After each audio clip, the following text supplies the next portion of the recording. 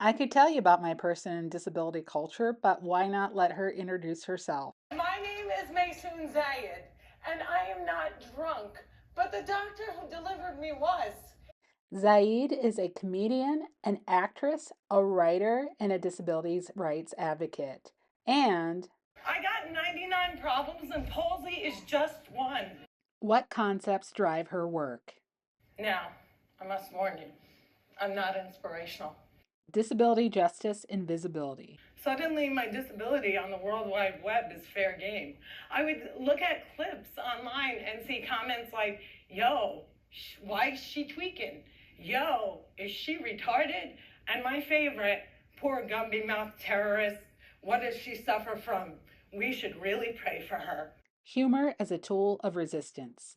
My brother from another mother and father, Dean Obidala, and I started the New York Arab American Comedy Festival, now in its 10th year. Our goal was to change the negative image of Arab Americans in media while also reminding casting directors that South Asian and Arab are not synonymous.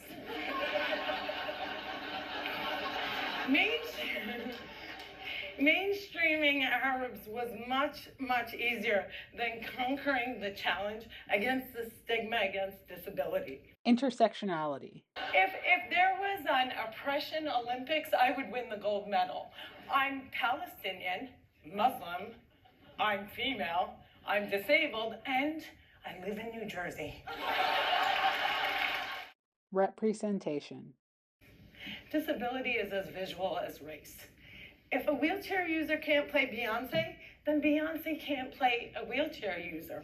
The disabled are the large. Yeah, clap for them, man. Come on. What are key issues that she works towards? Education. Maysoon champions access to inclusive education, ensuring disabled children have the same opportunities to learn and thrive along with their peers. Disability awareness. She raises awareness through comedy and storytelling, challenging stereotypes and promoting authentic representation. Maysoon's Kids. This program brought arts and education opportunities to disabled and orphaned children in Palestinian communities. Scholarship and wellness programs. She provides wellness and scholarship support that opens doors to children with disabilities to access to schooling and care. Amplifying voices. From co founding the New York Arab American Comedy Festival to mentoring young artists, she provides platforms where marginalized voices can be heard. What are her accomplishments? She's had so many accomplishments over her career, but I chose three fun ones. You have been watching clips from her 2013 TED Talk called I Have 99 Problems and Palsy is Just One, which is one of the most viewed TED Talks of all time. She published her memoir, Find Another Dream, sharing her experience as a disabled Palestinian American woman in comedy and advocacy. She made her dream come true. My parents reinforced this notion that I could do anything, that no dream was impossible. And my dream was to be on the daytime soap opera General Hospital. Diane Miller, your reputation precedes you. As does yours. I've had some good results in family court. You're better known as a criminal attorney. Zayid represents herself with disability pride, openly embracing her cerebral palsy in her comedy and her public work. She uses her humor to challenge stereotypes, push for authentic representation of disabled people in media, and create inclusive spaces, making her an active participant in disability culture. People that I grew up with had no problem with my faith. They did, however, seem very concerned that I would starve to death during Ramadan.